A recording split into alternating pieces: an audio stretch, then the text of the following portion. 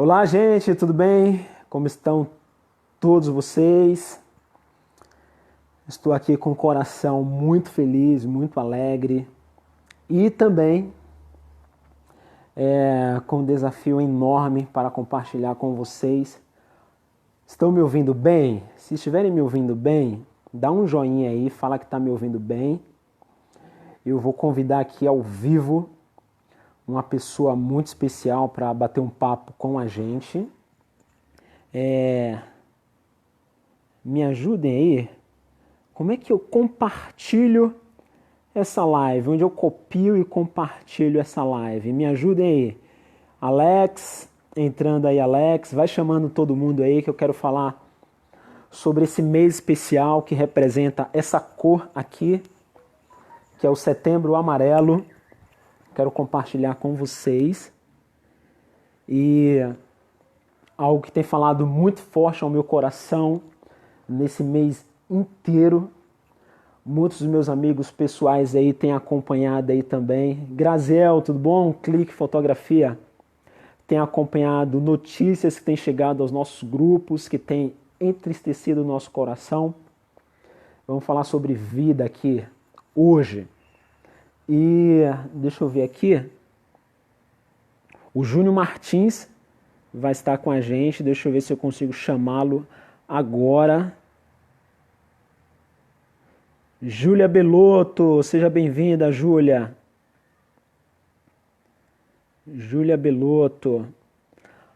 Alex Galpassos, Pedro Queiroz. Sejam todos bem-vindos. Vocês conhecem alguém que está passando por uma situação desafiadora, de profunda tristeza? Essa pessoa tem se isolado, essa pessoa tem ficado triste com muita frequência. Se você conhece alguém que está passando por uma situação assim, compartilhe essa live, que nós vamos falar sobre estes assuntos aqui também agora. Só estou esperando o nosso convidado aí especial entrar para poder convidá-lo aqui ao vivo junto com a gente. Essa live está disponível aí para todo o Brasil e fora do Brasil também. Júlia, como é que eu faço, Júlia, para pegar o link aqui e compartilhar essa live em outros lugares? Deixa eu ver se eu consigo minimizar e aí eu volto aí. Pastor Edivaldo, não sai daí, da Igreja Batista do Jabaquara, não sai daí, que esse assunto também é pertinente ao teu ministério, tá? Deixa eu ver aqui se ele já entrou.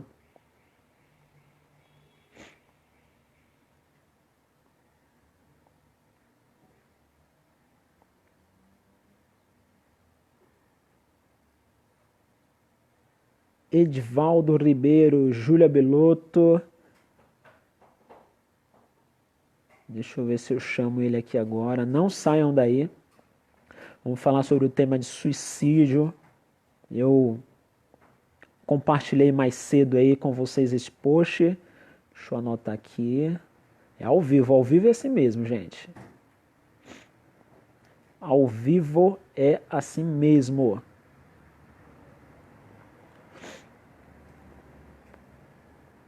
Deixa eu ver se agora vai.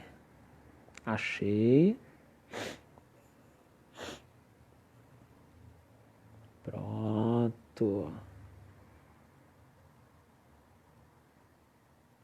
Agora foi. Olha ele aí. Apareceu. Apareceu e foi embora. Apareceu de novo. Chegou. Júnior Martins chegou. Gente, está adicionado aqui a nossa conversa o Júnior Martins.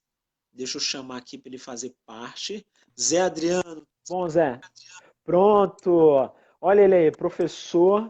Gira, mestre, para ficar em Vamos pé na lá? tela. Aê, olha aí, Júnior Agora vai. Martins, Tamo junto. aqui de São Paulo, da Vila das Tudo Belezas, bem? professor, teólogo, grande mestre aí que tem compartilhado com a sua experiência de vida.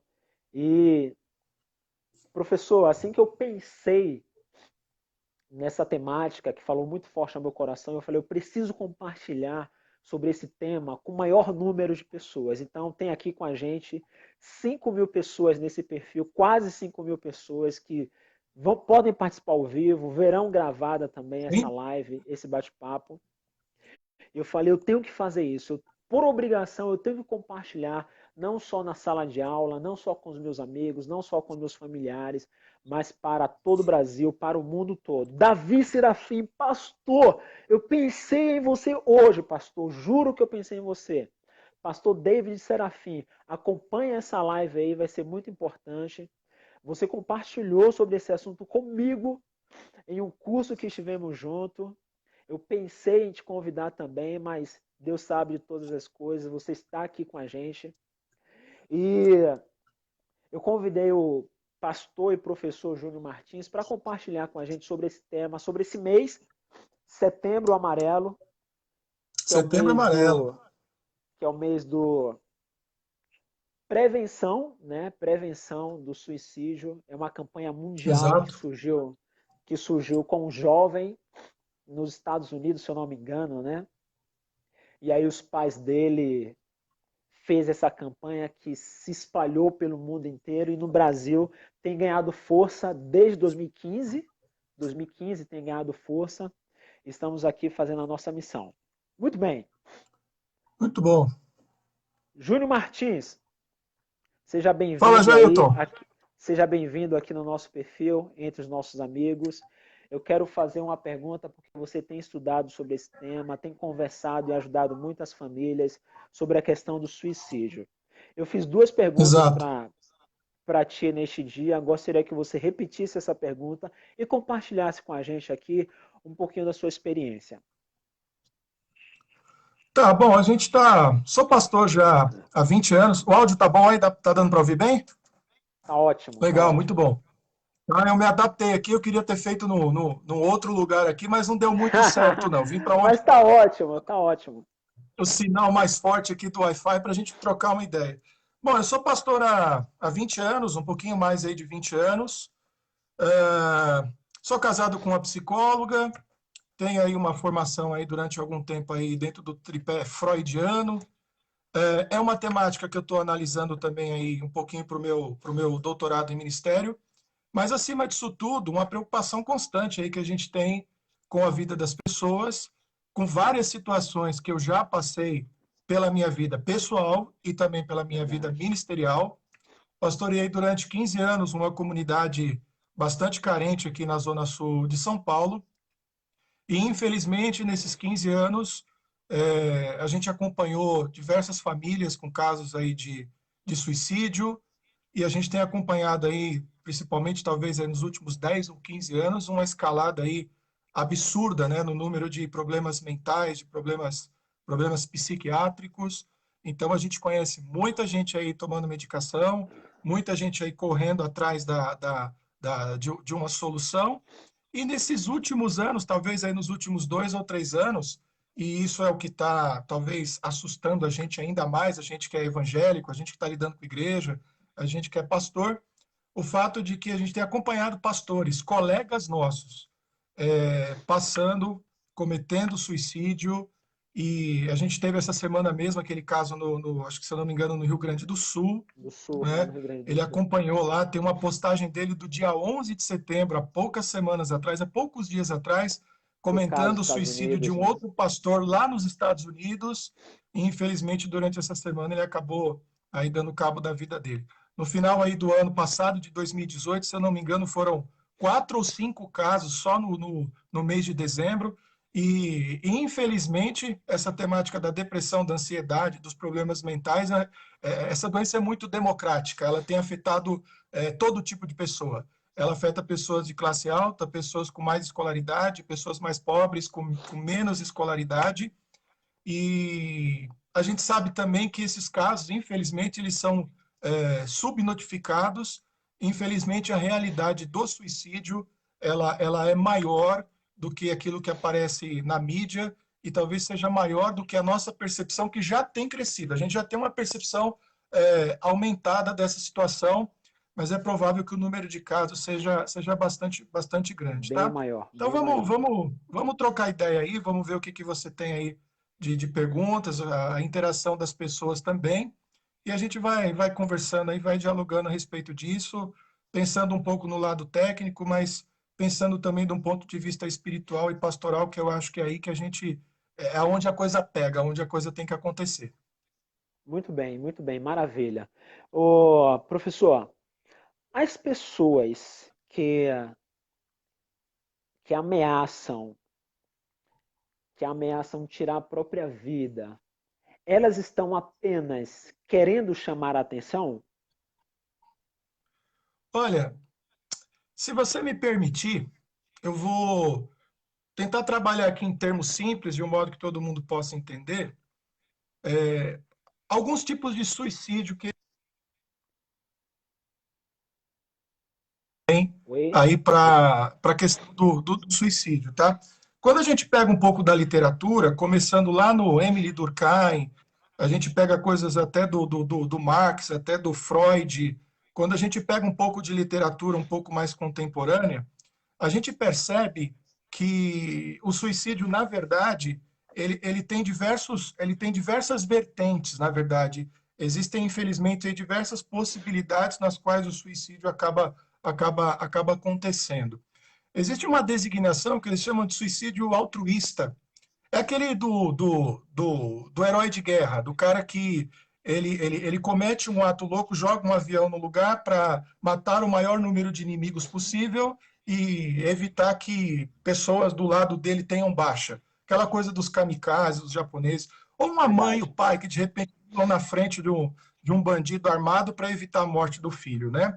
A gente tem um tipo de suicídio que seria o de suicídio religioso, né? Que é um pouco talvez até do que a gente encontre na Bíblia, daqueles ritos religiosos que acabam exigindo a vida, a oferta da vida de alguém. Então, alguém se sacrifica. É lógico que isso é diferente do que a gente está falando do sacrifício de Jesus, tá? Uma morte, na verdade, para trazer vida, porque ele disse, né? Da mesma forma que eu dei a vida, eu torno a tomá-la, a tomo de volta. A gente tem um tipo de suicídio que a gente pode classificar. Essa classificação talvez seja um pouco própria, um pouco herdada também da literatura que eu acompanhei. O suicídio narcisista. Na verdade, a ideia de que você passa por uma vergonha muito grande, passa por um prejuízo muito grande, por ciúmes ou coisas assim, você não consegue lidar com aquela dor, com aquele prejuízo, porque aquilo te desmoraliza, aquilo te desmonta. Então, no momento de excesso de sentimentos, de excesso desse prejuízo, dessa dor aí tocando o seu coração, você acaba dando cabo da vida. Coisa que a gente tem na literatura, tem nos romances e coisas que acontecem por aí.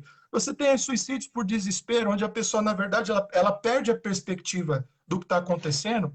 Eu vou te dizer um caso, por exemplo, o edifício Joelma. Foi o ano que eu nasci, 74. Foi ali em Ouvi falar. janeiro.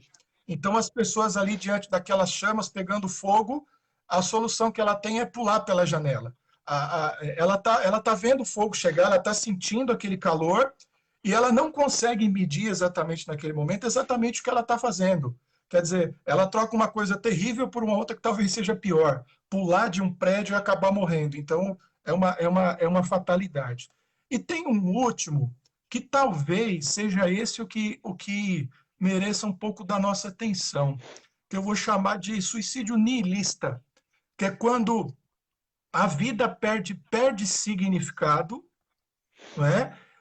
E também como resultado de uma dor psicológica, de uma dor que eu vou chamar de emocional e até de uma dor espiritual ou de um vazio muito grande, essa dor ela toma conta da pessoa de uma tal forma que a solução para ela é tirar a própria vida como forma de se livrar daquela dor. Então, o suicídio, em nenhum aspecto, ele pode ser menosprezado, ele pode ser deixado de lado.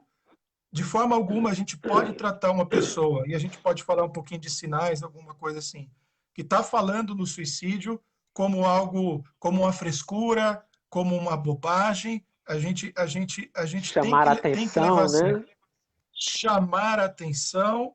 A gente não pode descartar o fato, mas isso também vem acompanhado de outros sinais, mas é sempre aconselhável levar a sério, né, ter cuidado com as palavras, procurar ajuda, depois a gente fala um pouquinho mais disso, em todas Isso, essas vamos falar. dimensões, tá? Mas, de fato, é algo para se levar bastante a Mas, sério. Então, mas essas dimensões, elas devem ser consideradas. mas quais são os sinais, né? A gente vamos chamar assim, puxa, eu não tenho muito conhecimento deste mundo, né? Psicológico, emocional. Eu sou uma pessoa comum que está vivendo aí, eu tenho amigos, parentes. Como é que uma pessoa comum, quais são os sinais que essa pessoa comum pode perceber no outro que está passando por essa situação desafiadora? Ajuda a gente com esse Vamos desafio lá. aí. A coisa não é tão simples. Eu acho que a primeira coisa que a gente precisa levar em consideração vai soar um pouco óbvio, até um pouco estranho, espero que não soe fatalista, mas cada vez mais a possibilidade da gente ter alguém ao nosso lado que está pensando em suicídio, que está passando por uma crise emocional e espiritual muito forte, é cada vez maior, tá? Eu não sei se esse Concordo. dado se mantém, principalmente porque nós somos aqui cidadãos aqui cosmopolitas da quarta ou quinta maior cidade do mundo, mas São Paulo já foi considerada aí há poucos anos atrás. Eu não sei se a gente se mantém nesse pódio vergonhoso, nesse pódio tão ruim, Cidade? como a capital mundial dos problemas mentais, tá? Meu E isso são Deus. dados que são coletados por psiquiatras, pelo consumo de medicação, e tantas outras formas, não é muito complicado medir isso. Então, acho que a primeira coisa é o seguinte: a gente tem que aumentar a nossa percepção de que cada vez mais há do nosso lado pessoas passando por dificuldades mentais, psicológicas, emocionais e espirituais bastante graves, e que nós temos que ter essa percepção que isso pode ser colocado num fator de suicídio. Bom, o suicida, a gente tem duas coisas para gente pesar aí na balança. Geralmente, é, hoje em dia, há pessoas que são praticamente assintomáticas, tá? Cada vez mais tem se levantado isso. Pessoas que às vezes estão do seu lado, elas estão sorrindo, elas estão vivendo, estão ali ao seu lado, passando por lutas cruéis, terríveis, e você não tem uma percepção imediata Não daquilo. consigo, a gente não consegue enxergar, né? Exatamente, há casos assim. Há outros casos em que você percebe, por comentários. Hoje, nas redes sociais, não é muito difícil identificar alguém que está num sofrimento psicológico muito grande. Geralmente, uma pessoa, quando ela entra em depressão, né, porque o suicídio é a ponta do iceberg de outros problemas que vem aí surgindo debaixo desse oceano que é a vida, que é o coração humano. Ela vem apresentando mudanças de humor, tá bom? Então, era uma pessoa que gostava de passear, já não gosta mais de passear, gostava de estar com os amigos, já não gosta, sempre está tá muito reservada, está sempre muito reclusa.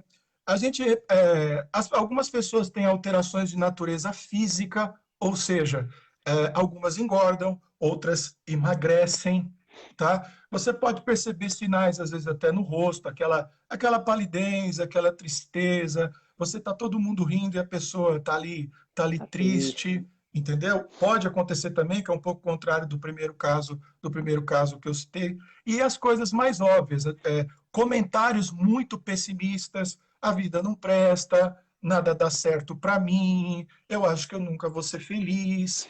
Num mundo desse de redes sociais, onde todo mundo aparece felizinho, e essa coisa da felicidade, da realização, da concretização dos sonhos, elas são resultado do seu esforço. Você cria ali uma matemática onde essa falta de conquista, essa falta de realização, que é falsa, causa nas pessoas também uma frustração, um desejo de estar se comparando. Então, a gente tem diversas formas. Então, você pode observar pelos comentários, por mudanças físicas, por mudanças na maneira da pessoa se comportar, dela dialogar com você, dialogar com seus amigos, por mudanças na rotina. É bom também perceber quando há eventos muito sérios na vida de uma pessoa, tá bom? Então, o desemprego, a morte de um parente, a morte de uma pessoa muito próxima.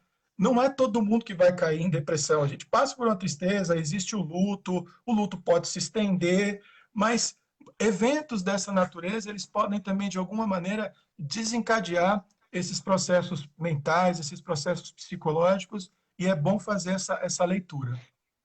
Você falou uma coisa aí que nem sempre, né, a tristeza, o luto ou coisa desse gênero vai levar para esse fim. É comum Não, passarmos por isso. Por exemplo, eu passei, todos vocês conhecem, lá em 2013 para 2014, eu passei um luto de 6 meses. Não de tristeza profunda, mas eu passei um luto emocional muito forte. Eu e a minha esposa, inclusive a minha esposa precisou fazer terapia. Não necessariamente quer dizer que a gente vai terminar nesse fim, correto? sim, sim. Não, esse processo do luto, olha que interessante. E depois eu quero trabalhar isso um pouquinho com você, porque a gente vai pensar sempre na questão da depressão e até nas causas do suicídio como algo multidisciplinar e multifatorial, tá bom? Então, não é Tá bom. só um problema emocional, não é só um problema espiritual, não é só um problema físico, não é só um problema hormonal. É um Um deles pode conjunto, ser o né? desencadeador, um deles pode ser o fator preponderante. Tanto é que o tratamento, a gente pode falar depois, ele também é multidisciplinar, né? Uma pessoa que muitas vezes está com depressão e tudo mais, ela precisa atacar a vida dela assim, focar diversas frentes na vida dela para conseguir fazer um ajustamento emocional e um ajustamento espiritual. Mas veja bem, olha que interessante o ponto que você tocou. Isso é muito importante. Eu vivi um luto que durou 6 meses e o luto passou. Isso é muito interessante. Primeiro, a consciência de que num caso desse, a gente tem que passar pelo luto, e passar pelo luto é doloroso, mas é absolutamente normal e faz parte da experiência humana. Agora, veja você uma coisa: você pode ter sobre você o peso de que você não deve passar pelo luto e que você não deve expressar os seus sentimentos. Olha que interessante. Olha que interessante. Uma briga Uma das questões, interna. uma briga interna e uma pressão externa. No nosso mundo há espaço para tristeza? Não, não Talvez, tem olha, não. olha o que eu vou dizer para você. Talvez num mundo onde houvesse espaço para tristeza, para queixa, para reclamação sincera, talvez não houvesse tanta depressão. Por quê? A depressão Verdade. a depressão não é uma tristeza. É uma doença bioquímica, psicológica, né, neurológica, é uma doença também de natureza espiritual. Quero abordar isso aí depois também, e que precisa ser atacada de diversas partes. Agora, a tristeza faz parte da vida da gente. O luto Às faz vezes a gente não parte. quer, às vezes a pessoa não quer passar, né? Foge disso, né? Isso é ruim, né? Sim, esse enfrentamento das situações da vida, ele é muito importante para o bem-estar mental e para o bem-estar Boa. espiritual e emocional. Esse Eu vou enfrentamento é comentar muito algo. importante. Em cima disso que você falou, eu vou comentar algo, só que antes, deixa eu dar um recado aqui pro pessoal. Gente, eu já estou Vai recebendo lá. aqui algumas perguntas e eu preciso muito que vocês perguntem aqui, escrevam aí dúvidas, comentários. Já tenho aqui comentário do Viana André, do André Viana, legal. O André é do seminário, né? André Viana, isso mesmo. Então, assim, ó, compartilhem aí, façam pergunta. Se o professor aqui tiver disponibilidade, a gente vai responder todas as perguntas, online ou offline, tá? Já desejo boa tarde para todos vocês que forem entrando aí. E entrem na nossa conversa, compartilhem. E eu vou pedir esse favor. Não guarda para você essas informações. Vai lá no link, compartilha, coloca no teu perfil, compartilha no grupo da tua família, teus amigos, ok? Vamos compartilhar para o maior número de pessoas. É o mínimo que a gente pode fazer, certo? Dayana Paula, seja bem-vinda. Pastor Jairo, seja bem-vinda. Bem-vindo, Glébia, Nilson do seminário, Fabiana. Congregacional São Lourenço, Edielson, Agnaldo de Jesus, Vera Lúcia Martins. Vera Lúcia Martins eu conheço, hein? É minha Quem é esposa. Vera Lúcia Martins? Ela e meu filho estão online aí também. Legal. André, Moisés, Cíntia, um monte de gente que não vai dar para ler todo mundo. Sejam todos bem-vindos. Ô, professor, eu vou sempre chamar de professor, algumas vezes de pastor, de Júnior, é como a gente se comunica, tá, pessoal? Sem problema, É, vamos lá.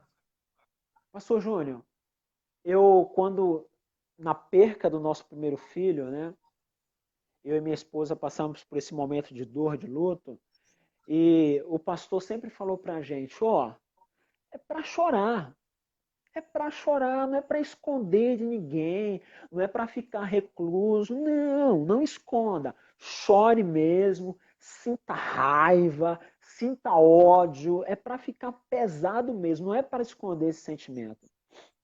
E quando fizemos isso na nossa relação, o peso realmente saiu. A gente não escondeu, a gente não guardou esse sentimento de luto, de dor, de tristeza. A gente expressou. Então, a qualquer momento, a esposa parava no meio do caminho, dentro de casa, e me abraçava, e chorava. Chorava tomando banho, chorava almoçando, chorava tomando café da manhã durante 6 meses.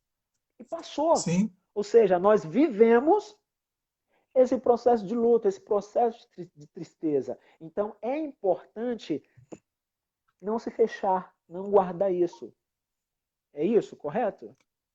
Olha só, eu vou fazer um caminho mais longo, eu vou responder a tua pergunta. Olha só que interessante, e principalmente como nós evangélicos e cristãos estamos negligenciando um lado dessa cura, dessa saúde mental e dessa saúde espiritual, e é justamente a ferramenta que nos compete, é exatamente o recurso que nós temos e é o que a gente tem a oferecer para o mundo e a gente está negligenciando. Eu já chego lá. Então, quando a gente tem uma queixa de depressão, alguém falando em suicídio, a gente sabe que a gente está tratando de uma pessoa que está globalmente afetada.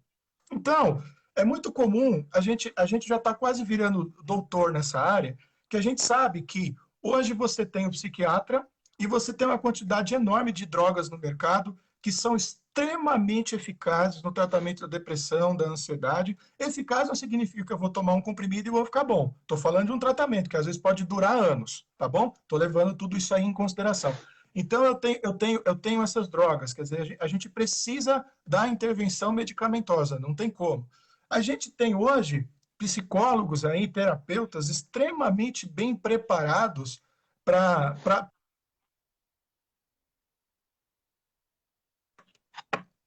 lidar com todas essas questões, com todas essas lutas, entendeu? Então você precisa, muitas vezes a pessoa precisa fazer algumas mudanças na vida dela, em termos às vezes de alimentação, principalmente de sono. Hoje a gente tem a luz elétrica, tem os celulares e tudo, a gente não consegue deixar o nosso quarto escuro para ter uma noite tranquila, então o cérebro da gente nunca desliga e isso vai causar para a gente Nossa, afetações e problemas, porque o seu organismo não se reposiciona. E verdade, verdade. aí eu chego numa ferramenta que está na nossa mão e que eu percebo que a gente tem ignorado bastante, que é exatamente a Bíblia. Olha que interessante. A gente começa, a gente começa a estudar a Bíblia, a gente começa a conhecer os personagens, a inquietação do coração daqueles homens, começa a ler livros, por exemplo, como o livro de Salmos, e uma coisa que salta, assim, que grita aos nossos olhos, é a maneira como aquela gente toda se expressava e se colocava diante de Deus. É a maneira como eles expressavam seus sentimentos, e é algo que a gente tem ignorado na nossa espiritualidade contemporânea. Então, eu vou pegar alguns exemplos aqui muito rápidos, por exemplo, como o Salmo 69, o Salmo 109 e o 137. Salmos que são, para a nossa cultura, esquisitíssimos, que são os salmos imprecatórios. O cara está desejando a morte do inimigo, o cara está Os o cara tá outros. xingando porque, não é? Você Tá pega um colocando pra salmo lá que o fora, cara tá colocando pra fora, né? tô com inveja do cara porque o cara tem mais dinheiro que eu, porque o cara é mais bonito que eu, porque o cara é mais saudável que eu. O Mas cento e o que trinta que e nove é legal, 139, né? Eu odeio, né? Ele coloca aquilo. Agora, veja bem, a gente tem uma dificuldade tão grande para lidar com aquilo que a gente pula esses salmos, a gente nem lê, nem sabe que aquilo está lá. São homens se derramando diante de Deus, são homens que não querem sujar suas mãos de sangue, mas que têm sentimentos e emoções que estão assim gritando A dentro flor da dos seus pele. corações e que eles precisam extravasar. Esquecem, por exemplo, lançando sobre ele toda a vossa ansiedade, porque ele tem cuidado de vós. Mas por Então, que a gente será? Mas por que será? Desculpe interromper, pastor, mas por que será que as pessoas têm tanta dificuldade em expressar esses sentimentos de ódio, de raiva, de rancor, de tristeza? Por que será isso? nós somos a cultura da alegria, ou da falsa alegria. Nós somos a cultura da festa, do carnaval, né? A gente não está, de fato, acostumado. E é um problema das nossas igrejas, é um problema de espiritualidade, de compreensão da espiritualidade bíblica bastante sério. É quase como se nós tivéssemos rasgado, jogado fora boa parte das escrituras, onde a nossa humanidade é de fato levada a sério e somos ensinados a colocar e a nos expressarmos dessa forma tão intensa diante de Deus. Olha o conselho que o teu pastor te deu, que conselho interessante. Talvez a maioria das pessoas estranhasse aquilo. Mas como eu vou reclamar? Como eu vou chorar? Como é que eu vou botar para fora os meus sentimentos? Você vai se lembrar, eu percebi que você até comentou, por exemplo, dentro de um processo terapêutico ou de um processo de crescimento espiritual. Então, tanto o tratamento com o terapeuta, uma conversa com o pastor. Eu não sei se você já teve essa experiência, se não teve, vai ter, de pessoas que chegam bastante entristecidas, chegam derrotadas, e elas passam ali uma hora e meia conversando com a gente. Às vezes eu tenho conversas que Isso, são até bem mais longas que isso, tá? Quando acaba a conversa, a gente não resolveu absolutamente nada. Os problemas da pessoa continuam iguais. Só que ela diz verdade. assim: eu estou me sentindo tão aliviado, Melhor eu estou me aliviada. sentindo melhor, tão bem. Olha, parece até, é lógico que eu não estou dando razão para isso, parece até que o meu problema não é tão grande. O É que que verdade. acontece? O que que acontece ali? Tem várias coisas acontecendo.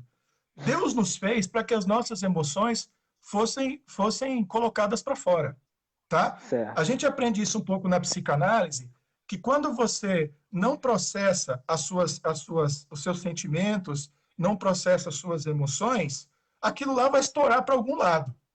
Então você muitas vezes psicomatiza, ou seja, você transforma um problema psicológico numa doença.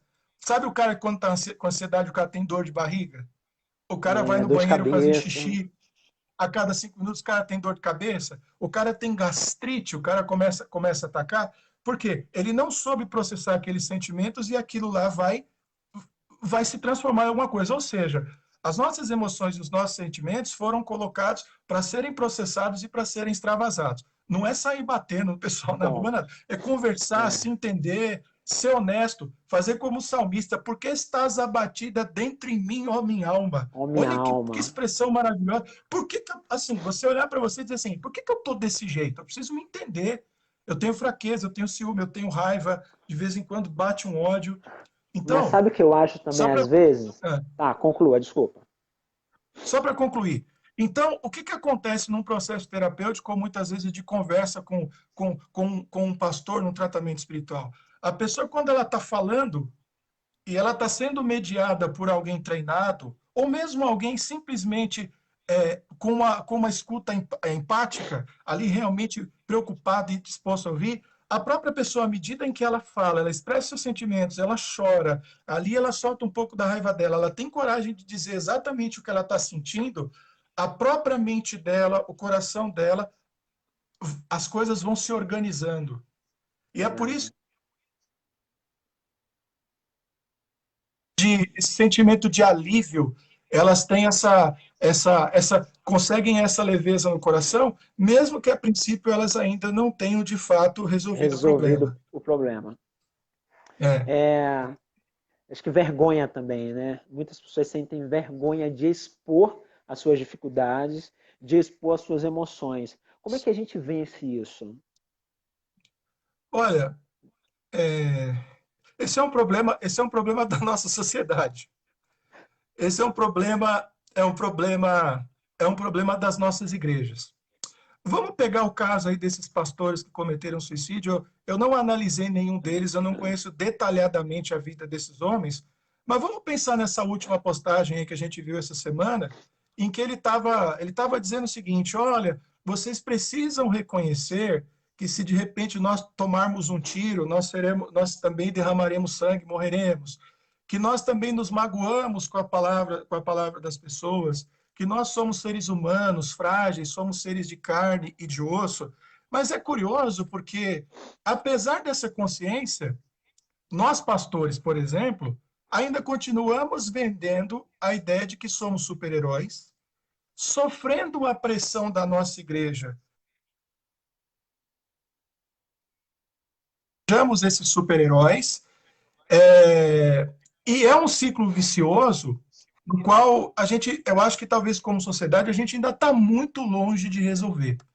Então, eu acho que a gente precisa ter bastante coragem pessoal, a gente precisa apelar para os nossos grupos de amigos, de diálogo, e a nossa espiritualidade, no meu modo de perceber, ela precisa começar a contemplar um pouco mais os nossos infortúnios, os nossos fracassos e os nossos insucessos. Ou seja, a gente tem que sair talvez do discurso e se humanizar definitivamente, tá? Se humanizar definitivamente.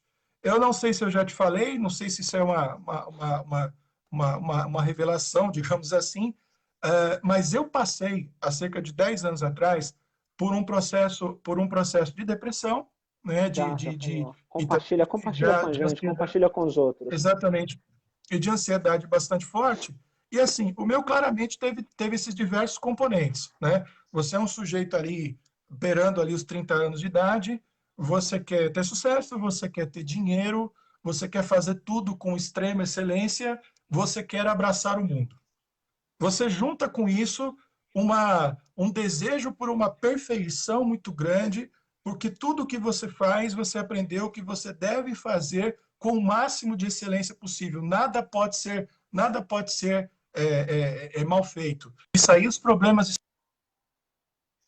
saúde, a falta de cuidado com sono, a falta de cuidado com a alimentação, a falta de atividade física. Coloca isso você também num ambiente de igreja. Nem todas as nossas igrejas são realmente saudáveis. Existe cobrança, existe fofoca, existem pecados ocultos, coisas difíceis de resolver, pessoas difíceis com as quais lidar. E você coloca isso num período aí de 10 anos, tá? Porque tem uma coisa que é bastante interessante. Isso eu ouvi de uma psicóloga, uma coisa muito interessante. Eu falo assim, depressão, essas coisas, não é que nem uma gripe, entendeu? Você toma um banho quente, sai e de Passou, né? repente você está doente. Infelizmente, é um processo de construção, de construção emocional, de construção emocional, de construção psicológica, psiquiátrica, e que também muitas vezes traz elementos também de natureza hereditária. Ou seja, Mas se você você falou tem alguém que. na sua família. É, Por favor, conclua então, aí. se você tem Tem alguém na pai e sua mãe também, família? você também. Isso, você também está suscetível a isso, como era, por exemplo, o caso da minha mãe. Só que a minha família, de uma forma muito Hum, interessante, isso lá nos idos de 70, o meu pai ele tinha uma percepção de que isso precisava ser cuidado. Então, meu pai, assim, na vanguarda disso tudo, ele pagava psicólogo para minha mãe. Eu me lembro de criança sentado esperando a minha mãe fazer tratamento. Então, no meu caso, foi um negócio meio maluco. Ao mesmo tempo que foi uma fase terrível, muito difícil, eu também tinha aquela retaguarda e eu disse para mim mesmo, eu preciso de cuidado. Eu tive que desacelerar a minha vida. Para. Eu quero que Opa, você conclua falando sobre isso aí. Você já está lá na frente, calma. Eu vou tá te bom, fazer vamos essa lá. pergunta logo mais sobre como é que foi a tua jornada, como você saiu dessa situação, como você superou, como você fez essa transição. A gente vai chegar lá. Sim, Mas você tocou em um dado aí. Hoje no mundo, suicídio talvez seja a terceira maior causa de morte entre jovens de 15 a 29 anos. E você falou aí, beirando aos 30 anos. E aí me fez lembrar dessa estatística da OMS. Tantos jovens Sim, passando por situações assim, o que, que tem desencadeado? Você já comentou algumas situações suas, né? sim. Mas compartilha com a gente alguns pontos principais que podem levar os jovens a ir por esse caminho da depressão, da falta de estímulo, até cabo da sua própria vida. Quais caminhos é importante evitar, já que você também passou por caminhos como esse? Olha, é engraçado porque cada época da história da humanidade tem tem as suas doenças, tem as suas dificuldades. Então, hoje, por exemplo, a gente está olhando para jovens e para adolescentes sob uma perspectiva que a gente também está descobrindo. Muita gente está Verdade. escrevendo sobre isso. Então, por exemplo, hoje, cada vez mais a gente vive duas realidades. Inclusive a terminologia técnica para essa vida dicotômica, ela tem surgido. Mas, por exemplo, hoje a gente tem uma vida física aqui, experimental, onde a gente está sentindo as coisas, relacionando com as pessoas, e a gente tem uma vida virtual muito intensa, com excesso de imagens, excesso de informação, excesso de exposição, mas muitas vezes informação de baixa qualidade, informação desconectada, muitas vezes informações que não vêm com o seu devido cuidado, não vêm com a sua devida profundidade. Então, por exemplo, você pega e que está numa fase de formação, de descobertas, de saber quem ele é, e ele está hoje extremamente suscetível a uma série de informações. Tá? Então, você tem, ao mesmo tempo, informações que desintegram a família, você tem informações para ele dizendo que ele tem que ser o super-herói, você tem um estilo de vida que não encaixa dentro do dia dele, ele não dá conta daquilo, ele está passando por sentimentos que ele não vai saber processar, porque é só a maturidade, e maturidade também é sinônimo de ter idade, em que Que você leva tempo, começa né? a se entender e se conhecer. E você tem muitas vezes igrejas despreparadas, pastores despreparados, mas sobretudo, famílias despreparadas. Porque, por exemplo, você pega um jovem, um adolescente, o pai geralmente olha para o jovem adolescente e diz assim: essa é a fase da rebeldia, esse daí é um Nossa. aborrecente, não há diálogo com Nossa. ele, não há construção de relacionamento, e os Como pais isso é pesado. esquecem o quanto os filhos ganham no contato com adultos e com pessoas mais maduras. É errada a tese de que o adolescente ele quer se isolar dentro do grupo dele. Esse parece o comportamento mais comum, mas ele também é resultado da falta de proximidade ou do afastamento dos adultos. Dos Então, adultos, sim. eles esquecem disso. Então, essas pontes precisam ser criadas. Quer dizer, uma galera que está numa fase de crescimento, de aprendizado, de descobertas, de fazer teste, de testar os próprios limites, e muitas vezes estão soltos e sendo destruídos aonde hoje? Dentro dos seus quartos, na frente de um celular. Precisa estar perto dos adultos, concordo. Precisa. O que você está vendo aí? O que você está fazendo? Aquela coisa toda, tá? A gente, infelizmente, tem também. Lógico, eu não estou falando aqui de teorias da conspiração, que o diabo,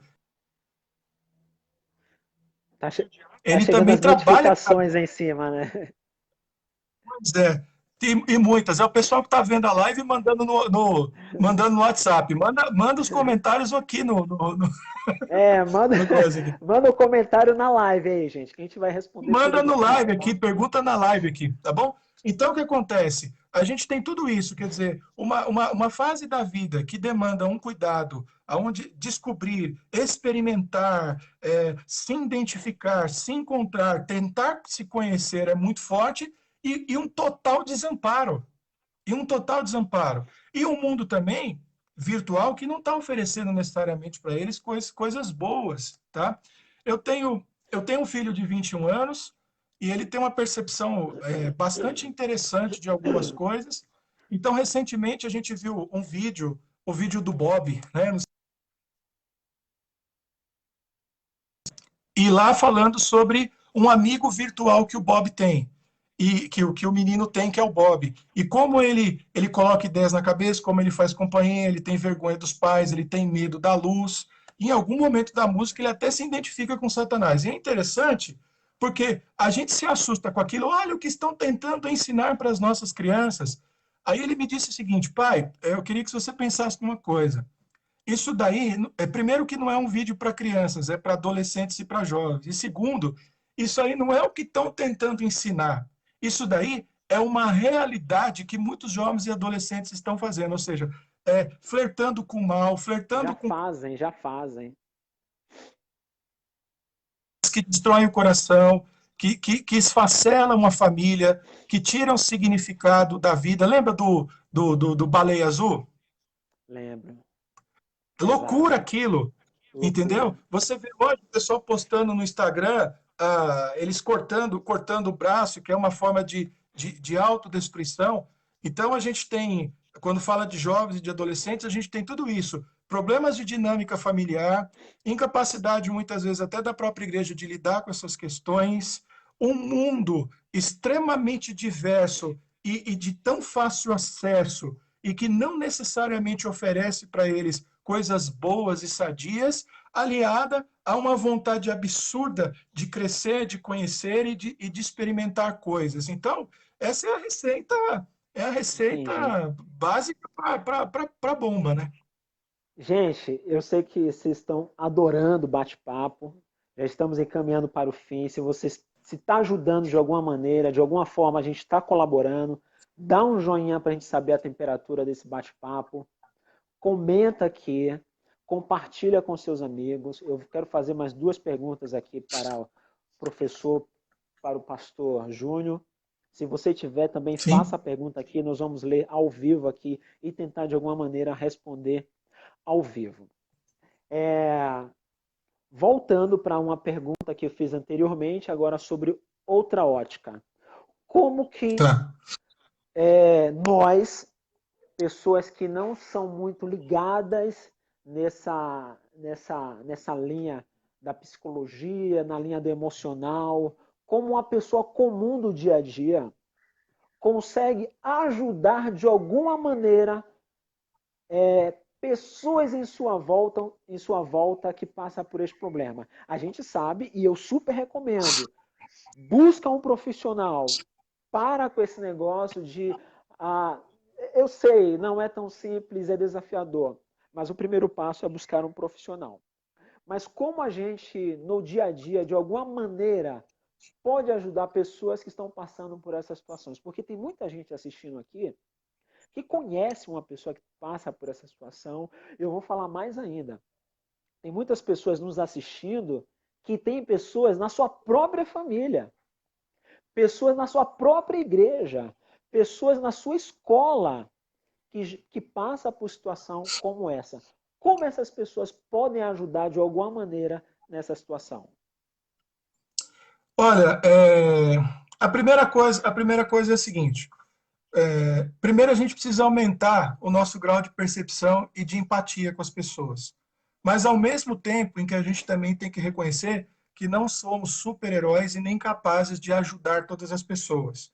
Mas a gente tem que ter uma responsabilidade muito grande, principalmente com aqueles que são próximos de nós. Parentes, amigos, círculo de amigos mais próximos, tá? A gente não pode, de maneira alguma, como eu já disse, desprezar os sinais, tá bom? Mudanças no corpo, mudanças na rotina, um aumento no pessimismo, sinais até no rosto de um entristecimento, o afastamento de atividades prazerosas e a busca por soluções, aí os comentários nas redes sociais, essa é uma questão.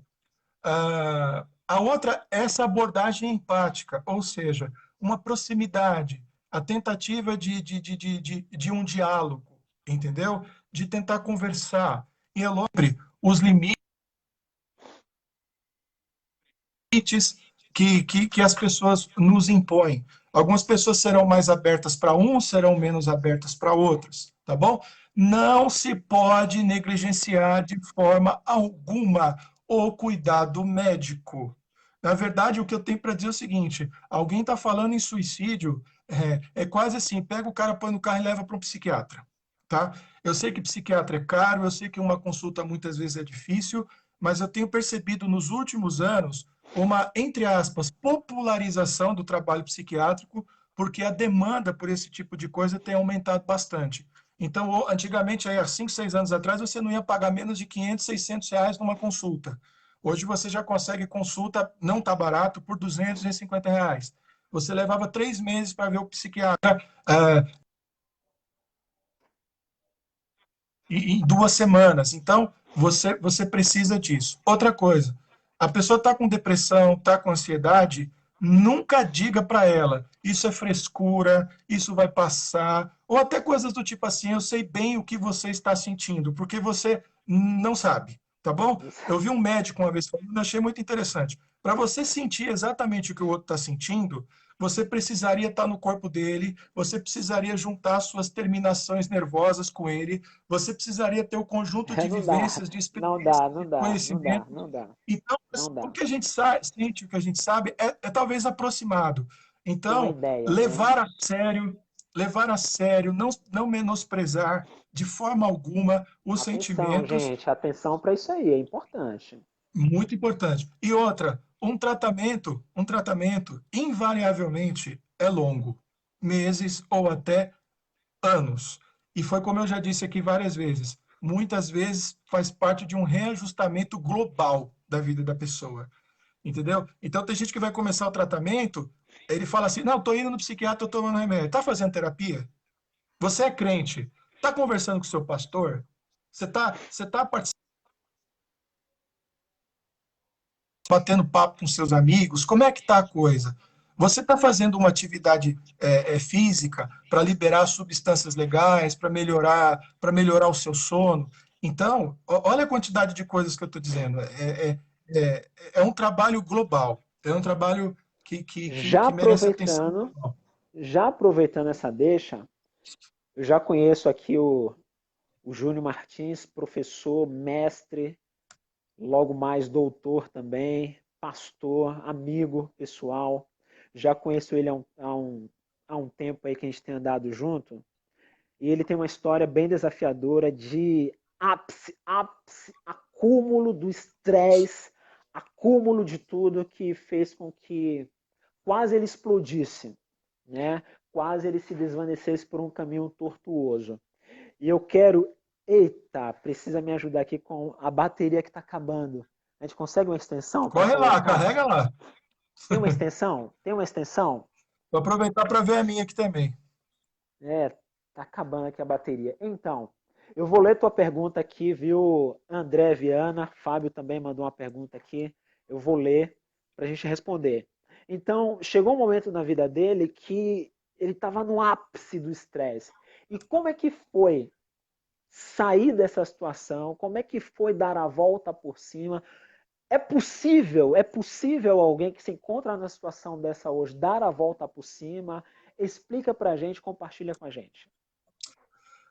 Agora, vou pôr a mão na cabeça aqui, minha gente. Dá sim, dá É sim, possível, é tá bom? possível. Eu não sou o cara mais normal do mundo, eu não sou o Não é cara mais, mesmo. mais saudável do mundo, Não é mesmo. entendeu? Entendeu? Quem me conhece sabe que eu Obrigado. sou o cara que eu me afundo em tudo que eu faço, mas assim, vamos lá. Voltou a Como eu disse, carregar. foi um processo longo, tá bom? Muito trabalho, trabalho sem folga, trabalho muito estressante, alimentação ruim, um excesso de cobrança interior muito grande. Então, um dia a gente acaba percebendo aos poucos que as coisas não estão legais para a gente. A gente já não tem prazer absolutamente em nada do que a gente faz, a gente não consegue mais dormir direito, a gente começa a sentir raiva, e antes de sentir a raiva, existe um cinismo. Ah, esse é um sinal importante, tá bom? Muitas vezes, pessoas que passam, elas não são cínicas por natureza, elas começam a se tornar muito irônicas e muito cínicas. Isso pode ser Atenção, sinal de gente. depressão também, entendeu? Ela Atenção. começa a ironizar, a fazer comentários muito pesados, muito raivosos das coisas, é, muitas vezes pode ser um sinal de depressão. Olha que interessante. Isso começou a acontecer comigo, entendeu? Comecei a ficar muito cínico, muito turrão. Comecei a ficar meio briguento, meio chatão, aquela coisa toda. Até que no momento a gente fez assim, meu pai do céu, alguma coisa está muito errada comigo. A minha vida não chegou a paralisar. Eu não deixei de faltar no trabalho, faltar na igreja. Foi interessante porque eu tentei conversar com a minha igreja, eu não tinha entendido exatamente o que tinha acontecido, e eles não conseguiram entender o que estava acontecendo comigo. Então, muitas vezes a pessoa não vai dizer para você assim, estou deprimida, porque às vezes ela nem sabe como expressar isso. Mas é por isso que a gente tem que ter essa empatia e ter essa percepção. E eu falei, algumas coisas precisam ser feitas. Eu sou casado com uma psicóloga, tá? Na época ela estava, inclusive, no início da formação dela, isso me auxiliou bastante. Santa Vera, Fui, hein? Santa Vera. olha só, eu tava no auge do curso de psicanálise. Aí alguém vai dizer assim, mas você era pastor, casado com a psicóloga, psicanálise, e teve depressão, passou por isso, por um burnout tão violento? Sim, isso acontece. Qualquer pessoa está sujeito a isso, não é verdade? Qualquer pessoa. Só tem uma diferença, Jailton. A diferença é É, o seguinte, em que a pessoa entende o que está acontecendo com ela e ela sabe qual é o próximo passo e o tempo que vai durar para resolver, mas ela vive o resto tudo igual. A gente só tem uma consciência maior do que está acontecendo. Isso ajuda bastante, viu? Isso é um fator consciência. importante. Se informar a respeito da sua doença, do seu problema, para mim foi fundamental. Fui procurar psiquiatra, porque eu estava tendo picos de pressão alta, e aí fazia exame, e o coração estava bom, estava tudo bem, e aí a gente acabou descobrindo que esses meus problemas de pressão estavam associados ao meu estresse, esses picos que estavam dando. E geralmente quando eu chegava no médico, eu acalmava a pressão e o coração voltava ao normal, significava que era algo bastante emocional. Então eu fui tomar medicação, eu fui extremamente zeloso com a medicação, eu tinha que tomar 2 comprimidos todo dia às 10 da manhã. Eu tomei durante 1 ano e meio. Só um dia que eu me atrasei, que eu tomei eram às 10h30. Mas eu entrei num processo em que eu disse assim, o que o médico mandar fazer, as orientações que eu receber, eu vou Eu acatá-las. faço.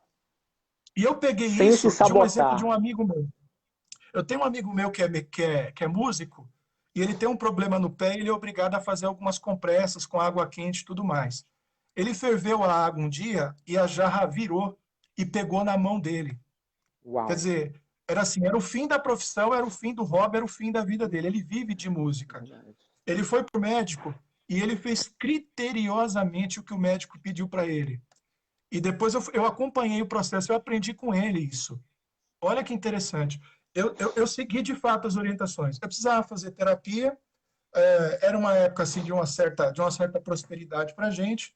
Durante 6 meses, eu fiz 2 sessões por semana com a psicóloga que foi fundamental para mim. Ela nem era cristã, isso aí é uma coisa que eu muitas vezes questiono, mas ela me ajudou muito a colocar os meus sentimentos em ordem, a entender as coisas. Eu me achava, por exemplo, devedor para o mundo. Então, Olha quando só. eu é, quando eu recebia alguma coisa, eu, por exemplo, não conseguia me alegrar. Por exemplo, quando eu decidi abrir a minha empresa e me desligar da empresa onde eu trabalhava, o dono da empresa ele falou assim: eu vou pagar para você e para os seus 2 sócios integralmente aquilo que vocês merecem. Eu vou demiti-los e pagá-los integralmente e vocês abrem a empresa de vocês. E eu fiquei encantado com aquilo, que eu achei aquilo maravilhoso. Não estou dizendo que eu me tornei ingrato depois disso. Mas ela me disse, por exemplo, você sabe por que ele fez isso para você? Porque você merece. Eu falei, opa, tá? Aqui não é uma conversinha assim do tipo, se valorize, não é isso que eu estou dizendo. Mas esse menosprezo que eu tinha por mim mesmo era muito grande. A gente tem que equilibrar as coisas, tá? Não estou dizendo que se Merecimento, ame né? você é a melhor pessoa do mundo, porque às vezes a gente não é. A gente não é, a gente tem os nossos defeitos. Mas eu não conseguia ver isso com equilíbrio. Então eu fui para o psiquiatra, tomei medicação durante 1 ano e meio. Eu fiz a terapia por quase 1 ano e meio também, nos primeiros 6 meses, 2 sessões por semana.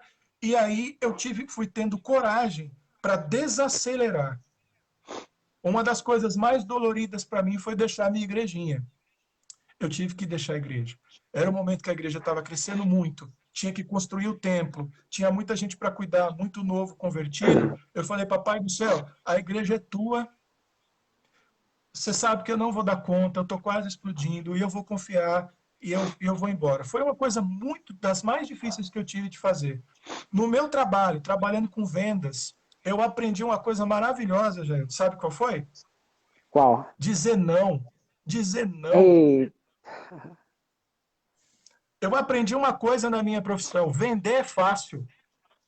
E aí eu e os meus sócios, a gente conversava com os outros e dizia assim: nós vamos fazer o seguinte, a nossa tarefa é não vender. Aí você pensa assim, que loucura é essa? Eu vou te explicar. loucura. Nós fazíamos, nós fazíamos de tudo, qualquer negócio. Nós nos matávamos, nós cedíamos, nós dávamos desconto, a gente abria mão de comissão para vender. E aquilo era um problema para nós. Olha que curioso, a gente aprendeu a dizer não. Eu já vendi para judeu sem desconto. Porque aprendeu Eu a não sei dizer se, não. eu não sei se você tem noção. Eu falei, olha, o pedido é esse, o valor é esse, é por esse valor que eu tenho que vender, Bom, você acabou, assina, ponto. ou acabou. Eu não tinha coragem para fazer isso. Se alguém me A pedir gente. alguma coisa, No... Para tudo, pastor. sim, Você tocou em um ponto que eu preciso frisar. Vou até chegar perto. vamos lá, chega aí, Gente, chega mais. gente, prestem muita atenção. Prestem muita atenção no que eu vou falar e o que o professor, o pastor Júnior Martins, acabou de dizer. Se você sair desse planeta hoje, desse plano hoje, amanhã as Casas Bahia vai continuar aberta. Vai. Amanhã o posto de gasolina vai continuar abastecendo os carros. Amanhã a igreja vai continuar tendo culto. Amanhã na empresa vão abrir um novo processo seletivo. Por favor, se está sendo prejudicial para você, desacelera. Multitarefas não é sinônimo de sucesso, não é sinônimo de grandes resultados. Multitarefas é tudo menos isso. Então toma cuidado, aprenda a dizer não, principalmente para você mesmo. Sim, Aprenda a dizer não para alguns convites que vêm até você, tentadores, eloquentes. Procure dizer não. Desacelera. Você, pastor, você líder de ministério, você líder de empresa, você administrador, você diretor, você gerente, você coordenador, você pai de família, você mãe de família, você estudante, qualquer pessoa na face dessa terra, se algo está te prejudicando, por favor, desacelera. Ah, mas vai ter retaliação, meus resultados vai cair. Deixa. É melhor do que você perder a sua vida, perder sua qualidade de vida, perder seus amigos, perder o crescimento dos seus filhos, perder a beleza da vida em sua volta. É muito melhor você dizer não, desacelerar, dizer não para as pessoas e não para você mesmo, do que você perder a maravilhosa graça que Deus tem nos dado, que é o dom da vida. Eu vou chover no molhado agora com o pastor Júnior. Eu vou chover no molhado, mas eu preciso perguntar para você compartilhar com a gente. uhum. Qual foi o fator principal para você virar a chave, para você sair dessa loucura que você estava vivendo? É chovendo molhado, mas eu vou perguntar, talvez as pessoas aqui não saibam, qual foi o fator principal, fator chave para você dar essa virada aí e sair dessa situação que você vivia beirando os 30 anos de idade? Olha só que interessante. E aí não estou querendo dar um aqui de santarrão nem nada, mas de fato a minha experiência. Ah, durante muitos anos da minha vida, durante os primeiros anos da minha vida cristã, eu experimentei algumas coisas muito fortes e muito significativas. E eu tinha uma saudade muito grande daquele tempo. Principalmente porque era um tempo assim de muita simplicidade, de muita leveza. Durante esse tempo em que eu tive doente, eu também passei por uma crise de fé. Porque você começa a se questionar, mas ser pastor para quê? Cuidar da igreja para quê? Parece que a gente nada e não sai do lugar, está sempre morrendo na praia. Lidar com as pessoas é extremamente difícil.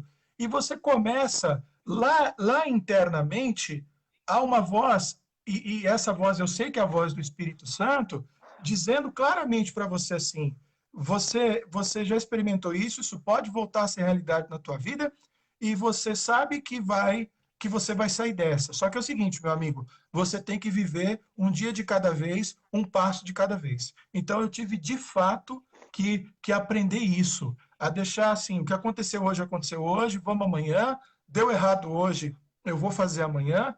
E durante esse tempo, houve um processo que para mim foi muito importante de reestruturação, digamos assim, espiritual, de releitura da Bíblia. Tanto é que depois de, quando eu fui voltando à minha saúde, um dos temas que eu mais gostava de abordar é o seguinte: gente, a gente precisa começar a ler a Bíblia de uma forma diferente. A gente precisa começar a orar de uma forma diferente. E uma das grandes coisas com as quais eu me agarrei, eu olhava para a Bíblia e dizia assim: essa aqui é uma carta que o meu pai escreveu para mim. Até tomava como Nossa, exemplo uma cartinha que eu tenho guardada do meu pai biológico aqui, do meu paizão aqui, que sensacional. numa época que eu estava assim muito afundado nas drogas, e ele queria que eu, lógico, que eu saísse, mas eu não tinha muito recurso, não tinha muito o que fazer comigo. Mas aquela carta mexeu comigo, mexeu bastante. Agora, se eu der para você ler, você talvez não dê. Fala assim, mas isso aqui é Ela bobagem. tem importância, Mas né? há tanta vida, tanto significado e tanta história entre eu e ele, e aquilo traz aquilo. Eu falei, eu preciso redescobrir o meu relacionamento com Deus e redescobrir o meu relacionamento com a palavra dele. Foi nessa época que eu comecei, eu já tinha lido a Bíblia diversas vezes. Eu comecei a olhar e falei, tem gente que sofre aqui na Bíblia. Tem gente que passa por lutas terríveis na Bíblia. Onde é que Deus está nisso? Tá com os caras. Opa, ele está aqui comigo. Você começa a olhar para o lado, uma pessoa que foi fundamental para esse processo foi a minha esposa. Você sabe, um dos dias mais significativos da minha vida com a minha esposa, você sabe o que que ela fez? O Nada, quê? nada. Ela só ficou do meu Só, lado. só tava junto. Eu, acor- eu acordei num dia muito mal, ela tinha que ir para a faculdade de manhã. Eu costumava deixá-la na faculdade logo cedinho, lá FMU, aqui da Avenida Santo Amaro, lá na Vila Nova Conceição. Deixava ela lá e ia para o trabalho, que eu trabalhava viajando na rua, visitando cliente. Naquele dia eu falei para ela assim: hoje eu não estou legal, estou muito mal, fica comigo. Aí ela falou assim: Lembra, sim, você contou isso, é verdade, você falou. sim, sim, Sozinho não dá, né, mestre? Sozinho não não dá. dá. Mas ela ficou ali do meu lado, falou nada. Sabe? Não me cobrou. Ela também sabia o que estava acontecendo comigo, já era um ponto em que o problema já estava mais escancarado. Mas aquilo foi tão significativo, aquilo foi tão relevante, foi tão importante que eu lembro disso até hoje, entendeu? E eu agradeci a ela já várias vezes. Olha, muito obrigado, porque naquele dia você ficou comigo. Porque eu sabia que eu estava passando. Não precisava que ninguém me orientasse, eu só precisava simplesmente de ter alguém ali para olhar. E aquilo ali foi um processo muito importante. Eu não deixei a igreja, eu não deixei o ministério pastoral, mas eu fui redescobrindo ali aos poucos uma maneira de lidar com as pessoas, e pensar realmente no pastoreio e no cuidado. E ser pastor, para mim, a partir daquele momento, se tornou algo também muito diferente. Se tornou algo realmente assim, bastante de um significado muito importante. Era uma época em que, e hoje se questiona qual é a importância de um pastor, para que serve um pastor. Hoje eu estou absolutamente convencido de que a gente é muito Resolvido. necessário para esse mundo. Eu não sou Importante, muito. psiquiatra, eu não sou psicólogo, eu não sou terapeuta, eu sou pastor. Eu faço o que o psiquiatra não faz, eu faço o que o terapeuta não faz, entendeu? Mas eu não estou dizendo que eu faço o trabalho completo. Você precisa deles, mas você precisa também da gente para alinhar o seu relacionamento com Deus e tudo mais. Com Então, Deus. na época, eu até deixei de dar aula no seminário, eu fiquei uns 2 anos sem dar aula no Sem dar seminário, aula, eu lembro. porque eu precisava desacelerar, e aquilo tudo foi voltando, as coisas foram voltando, eu fui reorganizando, Hoje eu tenho um nível de cobrança bem menor comigo mesmo. Nessa época, depois dessa descoberta, é uma curiosidade, eu preguei um sermão, e o nome do meu sermão era Meu Nome é Zé. Eu chamo de Zé, né? E, Boa, e foi um boa. sermão exatamente para falar para o pessoal, gente, vocês cobram dos pastores e se cobram de serem super-heróis, e a grande sacada é descobrir que a gente não é isso tudo, né? Tem até Não uma coisa somos de verdade. que eu tenho para mim hoje. Eu tenho para mim hoje. O que eu vou falar agora, eu não estou dando, eu não tô ensinando como regra para ninguém. Antes eu queria fazer um monte de coisa com absoluta perfeição, com total prejuízo da minha vida. Hoje eu decidi fazer um monte de coisa do jeito que der para fazer. Porque a Vamos minha, a levando, minha, vamos a minha, fazendo. a minha dinâmica de vida não me permite ser monolítico, entendeu? Não dá, Eu não não dá. consigo só ser um cara que gosta de música, eu não consigo ser só um cara que gosta de livro, eu não consigo ser só o cara que dá aula. Eu, por algum problema psicológico que eu não resolvi ainda, eu, tenho, eu gosto de fazer muitas coisas, mas eu não sinto essa pressão sobre mim. Peso, Eu não me obrigo a pressão. ser o melhor professor, eu não me obrigo a ser o melhor Eu pai, o melhor vou, isso, e por aí afora. eu vou fazer o meu desabafo, tá? Esse Vamos lá. desabafo que eu vou fazer é uma coisa minha, particular minha, não precisa ser a sua também, tá? Deixa eu registrar, deixar bem claro isso, é um desabafo meu, não precisa ser sua, mas vamos caminhar. Antes de falar do meu desabafo, deixa eu falar o pessoal que está assistindo a gente aqui, pastor. E Tá, vamos lá. A pergunta da André Viana. Flor Souza, Ô, Igor de André, legal, Souza, André. O André do seminário? Rosilene. Eu acho que é ele. Ele já mandou Tá. cobrança aqui. Ô, fica quieto aí, espera aí. É Rosilene ele Bueno. mesmo. Quem é Rosilene Bueno? Rosilene Bueno é minha esposa. Pastor Eric Wizzi, meu mentor aí, Pastor Eric, Alexandre Almeida, Elaine Souza, Júlia Belotto, Gilflan Almeida, Gilflan, Lucas Lopes, Abraço, Renato Gilplan. Balbino, Gilflan, Renatão, grande. esse fala, hein? Fábio Domingos Santos, sou suspeito para falar Ei, desses dois parceirão. amigos. Nilzete Fonseca, missionária, Suelen Cristine, daqui do interior de São Paulo, Marlon de França, Kleber Belotto, seminarista, cara muito Eita. inteligente. Ana Júlia Moraes, Balestrin, André, ok, André, eu já fiz, você que não faz. Calma, André, nós vamos ler sua pergunta.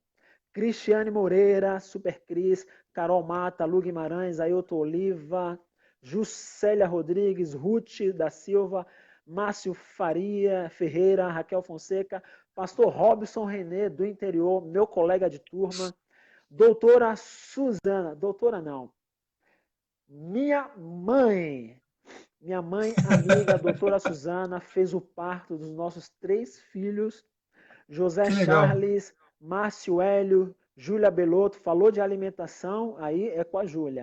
Miriam Dalila, Vamos pegar umas dicas com pastor, ela depois, porque isso é fundamental, hein? vamos fazer com ela depois uma live. Pronto, isso aí. Professor, pastor e missionário Jadai, Glébia Miriam, Jairo Ribeiro, pastor de Santa Amaro, Dayana Paula da Legal. Silva Domingues, da Igreja Batista Boa Vista, Fabiana Barreto, acredito que muita cobrança de si mesmo, é verdade, a gente não precisa se cobrar tanto. Nilson Alexandre, Nilson, Congregacional, Edielson, Agnaldo, Pastor Júnior, como sempre afirmo, um homem além da curva, show. Vera Lúcia Martins, eu acho que eu conheço essa Vera Lúcia, é uma benção aí, a esposa do mestre. Fábio É parceira há 26 Apolônio, anos já. 26 anos, meu Deus. 26 É, anos te aguentando, né, pastor? pois Aguinaldo é. de Jesus. Chegamos na pergunta do André Viana. No caso de pastores, o fato de buscarmos homens perfeitos, líderes inquestionáveis, colabora para que eles se fechem, para não mostrarem que são pessoas falhas e dificultar o ministério pastoral? Entendeu aí, pastor? Rapaz, o problema é nas duas vias, tá? É na mão e na contramão. A gente tem a igreja que estabelece um perfil elevado, elevado demais para o seu pastor, bom pregador, visitador. Olha que interessante. Pega esses livros sobre ministério pastoral e vê se você consegue se encaixar naquilo tudo. Eu vou te fazer até outro desafio. Vê se você consegue ter tempo para fazer tudo aquilo.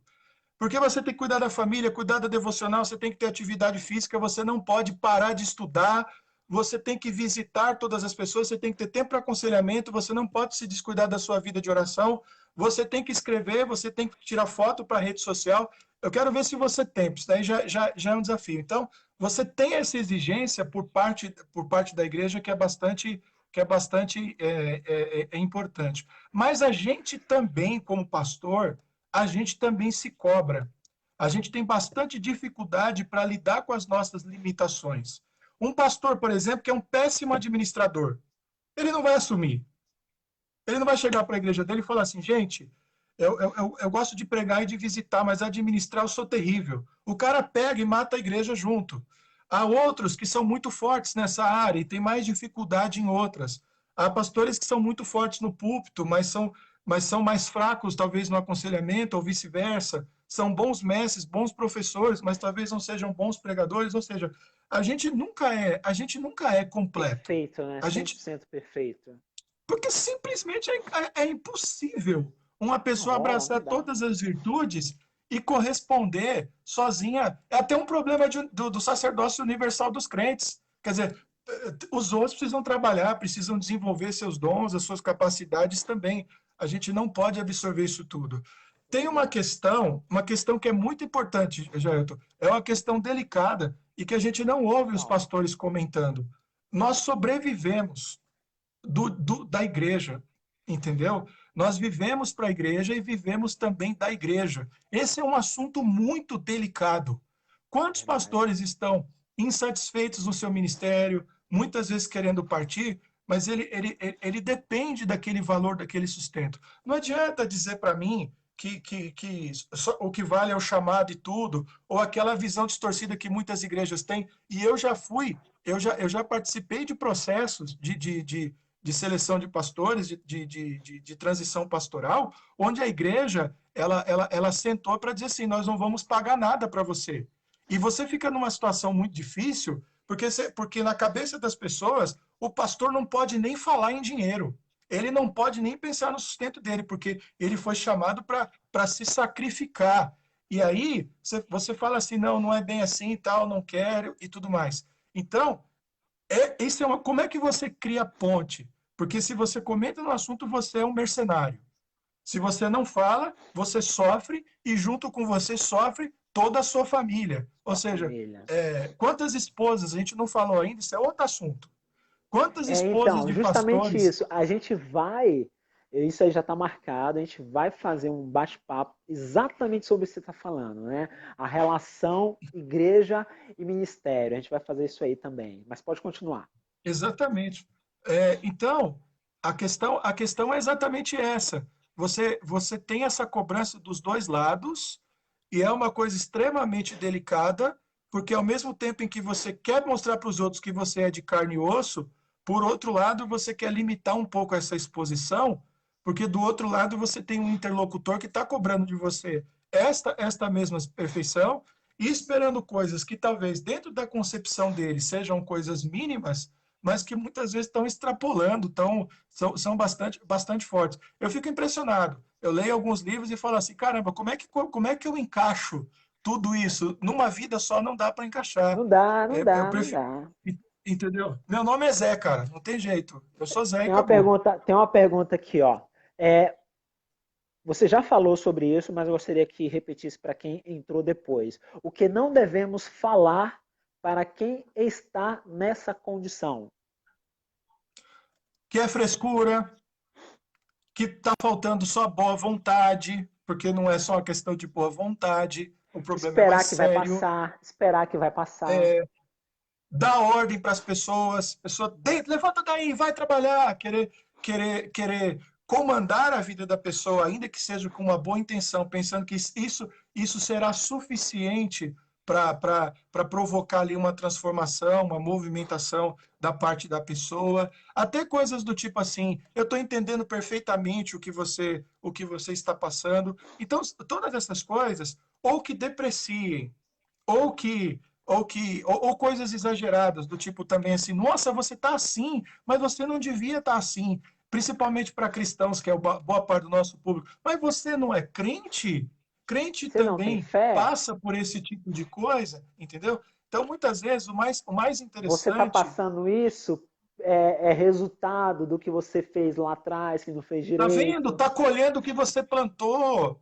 Se você tivesse me ouvido lá atrás, essas coisas não vão ajudar. Eu acho que a Não ajuda. capacidade de ouvir e de fazer as perguntas adequadas. Como é que você está se sentindo? Existe alguma coisa que eu posso fazer para te ajudar? Entendeu? Eu acho que são posicionamentos muito, muito mais efetivos. Você vai ajudar alguém, procure se informar bastante, mas não descarregue todas as informações na cabeça da pessoa. E estou com alguém Já com tem muita, depressão, vamos né? lá entender. Ah lá, a recaptação da serotonina está com problema, precisa tomar essa medicação, precisa ajustar. Você não vai virar, não dá para ser médico e psiquiatra de internet, não dá. Não Mas é dá, bom não você dá. conhecer bem o que está acontecendo com a pessoa, porque isso cria ali uma empatia e é legal você estar conversando com alguém que está entendendo o teu problema. Pô, Muito comecei a bem. fazer terapia, estou tomando remédio, estou tendo um monte de efeito colateral. Ah, o que você está sentindo? Ah, dor de cabeça, tontura, estou sentindo a mente flutuando, estou meio preguiçoso. Nos primeiros dias parece que eu estou mais deprimido do que eu estava. Porque a gente não comentou isso, mas o tratamento medicamentoso também, ele passa por um processo de ajuste. Por quê? Olha uma informação importante. Manda. Se você está com problema no coração, você vai lá e faz um exame, descobre que tem uma válvula com problema, tem uma veia entupida. Onde é que está a depressão instalada? Não dá para tirar apesar de você já ter esses sistemas que veem onde é que as áreas do seu cérebro estão atuando, não existe um exame clínico ali, a não ser que você tenha problema com tiroide, tá? A gente também não falou isso, tá? Mas problemas com tiroide, hipertiroidismo e hipotiroidismo podem causar depressão também. Aconteceu com a minha mãe agora mais recentemente, aí ajustou. A minha irmã teve problemas com vitamina D e ela andava muito para baixo. Quando ela repôs a vitamina D, que os níveis de vitamina D voltaram ao normal, a saúde dela voltou, aquela alegria. Minha irmã festeira, bagunceira, gosta do contato, de falar. Então, você tem todos esses elementos também. Então, é legal você se informar, mas também saber das suas limitações, porque você não é um médico, mas que você vai poder dialogar, conversar com a pessoa, ela vai ter alguém para quem contar e que está sabendo o que está acontecendo. Ponto. Neste ponto que eu gostaria de encerrar esse bate-papo, que é o meu Legal. desabafo. Hum. É... A gente é responsável, em algum grau, pelo que está acontecendo na vida das pessoas em nossa volta e até fora Sim, do nosso ciclo. sim. Eu sou responsável, você é responsável. Um grande filósofo escreveu que quando a gente estiver mal ou quando a gente estiver passando por alguma dificuldade, saia de casa, feche a porta e vá ajudar alguém. Não é que você esquece dos seus problemas, você acaba dando mais significado para a vida porque você está ajudando o outro. E muitas das vezes o outro passa por essa situação porque ele não tem com quem contar. Ele não acha ninguém perto para. Como a esposa, como a Vera fez com o pastor, só está do lado.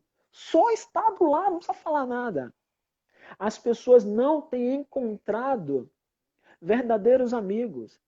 As pessoas não têm encontrado pessoas para estarem do seu lado. Eu falo por mim, que eu também tenho falhado, por mais que eu me esforce em estar e compartilhar como é o número de pessoas, eu sei que eu poderia fazer mais. Eu pergunto para você que está assistindo essa live e até está passando por problemas de depressão também, serve para você também.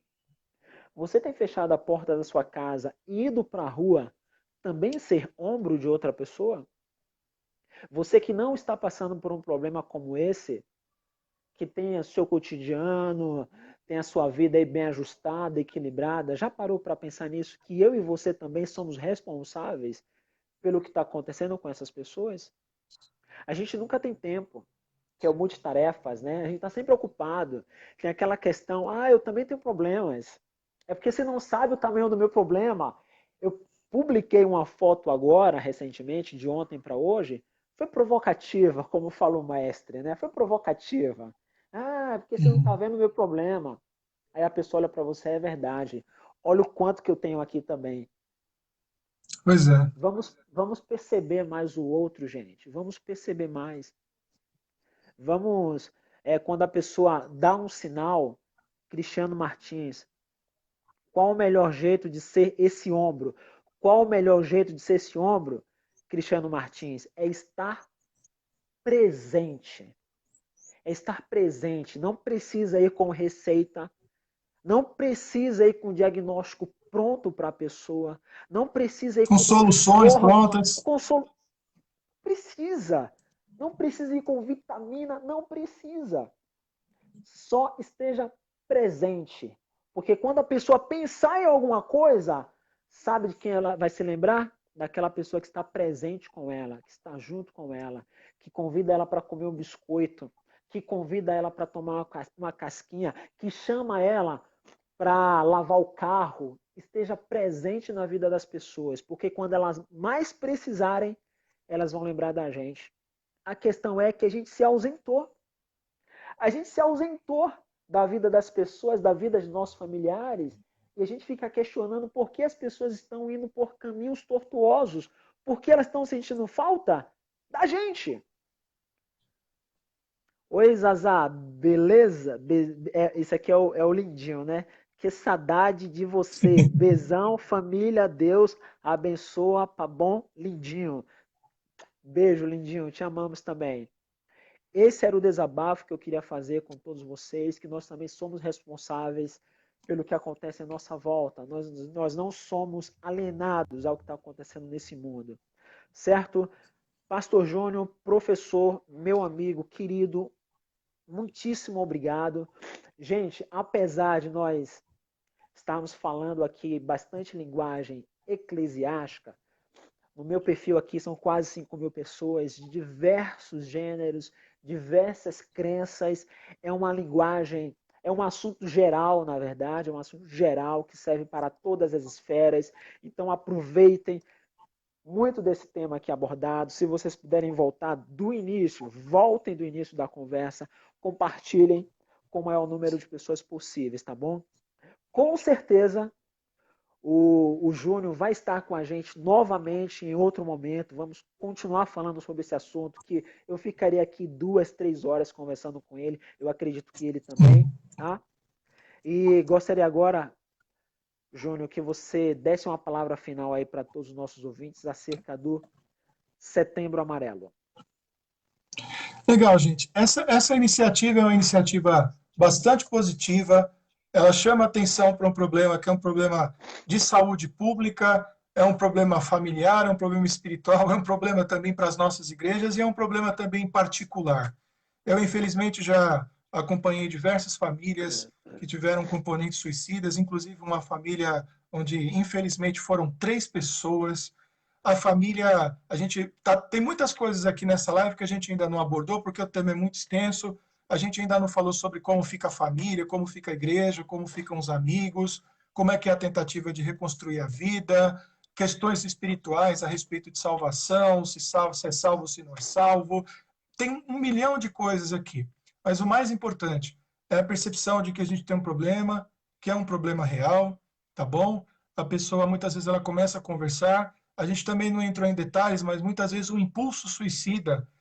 Uma coisa é a pessoa estar pensando em se suicidar, outra coisa é o impulso suicida. Muitas vezes uma pessoa que está falando de suicídio, ela pode não se suicidar, mas ela tem ali, como a gente costuma dizer no linguajar popular, os 5 minutos dela, os 10 minutos, aonde a ansiedade e a depressão atingem picos muito altos, e é exatamente nesses momentos mais críticos que aquele impulso suicida acaba levando a pessoa de fato tentar alguma coisa.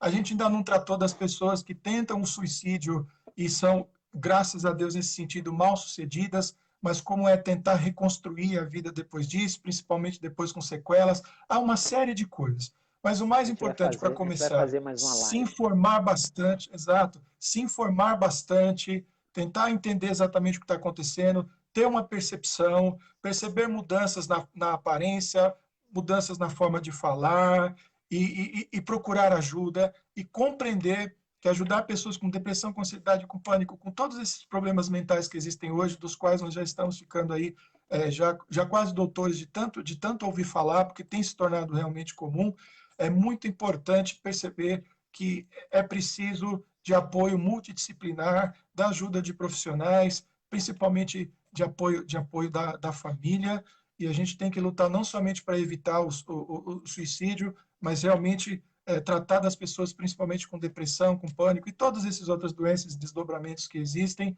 para que elas tenham saúde mental e tenham mais significado para a vida, tá? Numa outra oportunidade, se a gente puder também, eu queria trabalhar esse niilismo maluco que a gente está vivendo, toda essa falta de significação da vida, todo esse vazio, porque eu acho que é aí que a igreja tem um papel assim fundamental, importante, que ela não pode negligenciar de forma alguma, tá bom? Viver vale a pena, lutar pela nossa família vale a pena, buscar uma vida com significado, buscar felicidade conforme a Bíblia nos ensina, conforme Deus nos ensina, não essa felicidade barata, banal, instantânea, momentânea, mas uma felicidade que vai sendo construída por meio de trabalho, por meio da nossa fé, por meio do nosso relacionamento com Cristo.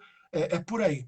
É preciso reconstruir o nosso cérebro, a nossa alma, o nosso coração, mas acima de tudo, gente, é preciso também encontrar em Cristo que é o nosso alicerce para tudo. Foi Ele que nos colocou aqui, Ele tem cuidado de nós, Ele quer continuar cuidando da gente. É isso aí.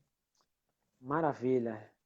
Eu estive aqui com o professor, pastor, amigo Júnior Martins, uma pessoa muito especial e querida por mim, pela minha família também. Deus abençoe, muito obrigado pela tua disponibilidade, tá? Valeu, Jair. E é isso, gente. Valeu por todos ficarem até aqui. Muita gente nos acompanhou até aqui, ninguém saiu.